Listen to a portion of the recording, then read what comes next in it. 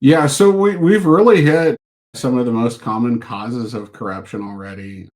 You're going to hear me say again, it's IO, IO, IO, and the one the story that we just talked about a second ago, that was not iSCSI like we previously talked about.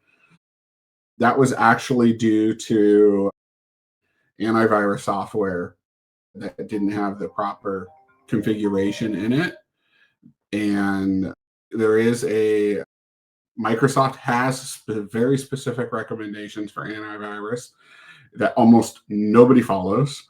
But I really encourage people, go look, and maybe we'll get it linked. We'll get it linked in the comments of this. The Yep. link to the Microsoft document that you should follow when you set up a SQL server, and make sure you get those exclusions in place, because in a very active SQL server, it is possible for the antivirus to get in the way of how SQL Server is writing to disk and introduce corruption. Yep. And that's one of those things that when we've seen that happen, the first couple of times we didn't realize it was the antivirus right away. And we fixed it and then we got it working again. And then it hit again the next week, I think.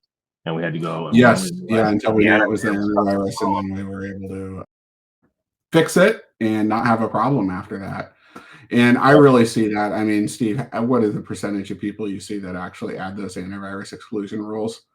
Maybe You 2%, know, 1% of customers, almost nobody. So it's yeah, not often, but we have seen it have a problem.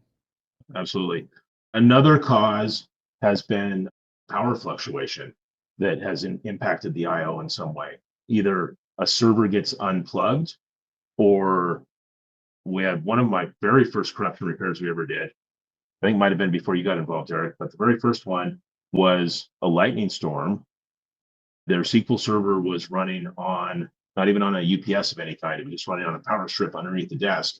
Lightning storm hit the power lines, power surge came through, fried the power strip, shut the SQL server off midway through writing, I guess. And we ended up with a corrupt database because of that. So that's one thing that can cause it. I think IO issues when we're talking about network attached storage of any kind, making sure that your network is solid, making sure that your switches and your hardware and all that are up to date on the right patch level, and making sure that you're using enterprise quality storage rather than, I mean, don't expect your database to be solid if you plug in a USB drive and expect that to be your database storage.